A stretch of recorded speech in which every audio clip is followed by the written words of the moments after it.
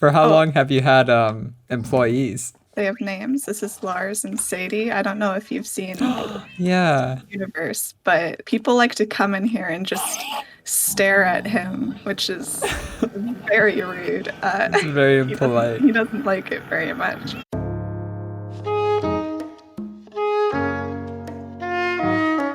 Hi, Sable. Hi, Brad. Give us the pitch. Who's Sable? What does Sable do? Goodness gracious. I am a game designer. I just turned 21 years old, which is so weird. Haha, oldie. I love games. I love art. I love music. I love my friends. I love going outside. Lots of stuff. Very vibrant. Many things. Many things. Very into art and writing. That's why I got into game design. I want to write for games, and I'm getting there. We're making our way towards that. What excites you most, would you say, about the career you're in? I mean, honestly, for me, it's just the possibilities of growth. Like, I love the job I have right now. It's so good. But like, one day I'm gonna make my own studio. I'm gonna make my own games, tell my stories. I cannot wait. There are so many possibilities. You don't even know it yet. That is exciting. Intimidating, maybe, but also to have so much ahead of you is really cool. Yeah, I'm really excited for the future, honestly, no matter where it takes me. I've gotten to know so many people who they all have just so many amazing ideas. And I've just met so many people I know I want to work with in the future. And like, once I'm a bit more settled and confident, I think that's going to be a really exciting path to explore and discover with them. I can see it now. I'm visualizing. Yeah, That looks good. it does look good. Yeah, I like it. What would you say has been the hardest thing in your life that has shaped who you are today? Oh my goodness. There have been a lot of things, but definitely moving to Canada. I grew up in California, and then one summer my parents were like, "Hey kids, we're gonna go on a little family road trip to Canada for the summer." And it was really exciting. We went, we hung out with our family, and then at the end of the summer they were like, "We're never going back," which was definitely a bold decision to make on their part. Do they just disguise the whole thing as a vacation and at the end they're like, we've moved here? A little bit. It was Yeah. a really complicated situation where like things were changing with my dad's company and he got an opportunity in Canada. For my two older siblings, my two sisters, they wouldn't have been very happy to hear that we were moving. So I completely understand their decision in doing it the way they did, but it was very hard to deal with. I mean, not really getting the chance or the opportunity to say goodbye to the people you met along the way is hard. And for me, who was just like 11 at the time, I didn't have social media or a phone or anything.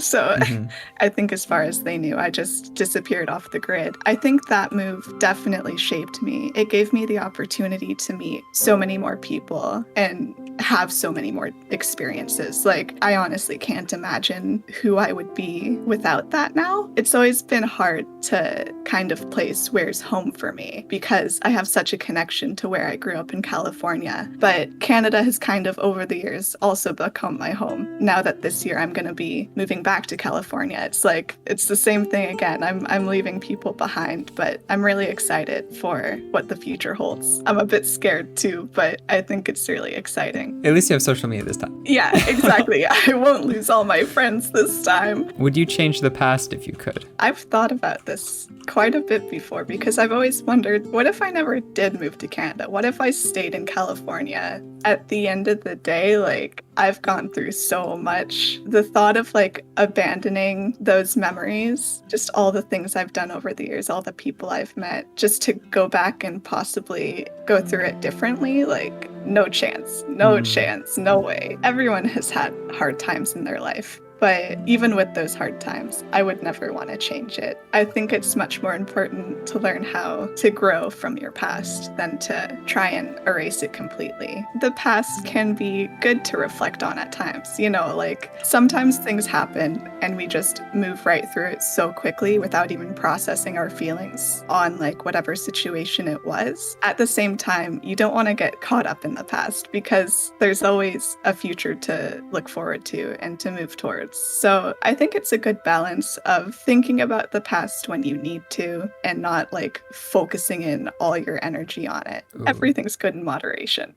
You're gonna build a sandcastle. I've given you some supplies. A sandcastle. Oh, goodness. Okay. You trust me? Where should I build it? Kind of like where you're standing-ish. Like a little one, or? Whatever feels correct. I'm a very indecisive person, Brad. Bisexuality doesn't just come to anyone. You gotta have a special brain that just does not let you choose. Where do you find most of your joy on the day-to-day basis? Honestly, talking to the homies. I feel like on a day when I don't talk with people, I just get so bummed out. Like, that can be like my own fault sometimes. You know, sometimes I don't let myself interact because, you know, your brain goes burr. But talking with my friends always makes me feel so good. You know, I've always been a bit more introverted. I'd say maybe I'm an ambivert, really. But having someone to talk to online, especially when you can't see anybody, it's very important. I've been living by myself for the past month because my sister's out in the field doing her engineering work. It gets lonely if you don't talk with people, and that's kind of sad. I feel like it helps sort of get rid of any monotony that might happen during the day. You know, I go to work, do my thing, and then get off, and it's like, well, what now? It's either talking with friends or just like sitting there doing nothing, going to bed. So I feel like one is the obvious answer. Yeah. It's like a little fort. Remember that episode of SpongeBob with like the snow fort? It's my little tower that Squidward makes, and he hides inside. I will hide here. Do not bother me in my little house. If I could do the Roadhog sit emote right now, that's what I would look like. I am stuck though, like forever. So yeah, it's something you have to accept. Bye, Sable. Bye. What advice would you give someone who wants to see some silver linings in life a little better? I feel like silver linings are kind of the type of thing that you have to manifest for yourself, you know? Like, you can make any situation bad with a bad attitude, but the moment you start thinking about things positively, like, positive things are going to start showing up for you, presenting themselves to you in different ways. I'd say always try and take an opportunity if you're unsure if it's like gonna work out or not, because when I'm like nervous about something, it's always like, oh, I don't want to do this thing, I don't want to do anything ever. Yeah. But it's more likely that like a good thing's gonna happen than a bad thing, and it's just like, take those good things, even if it turns out badly. Take the good thing out of the bad. You decide what's good. Make the most of your own goddamn life.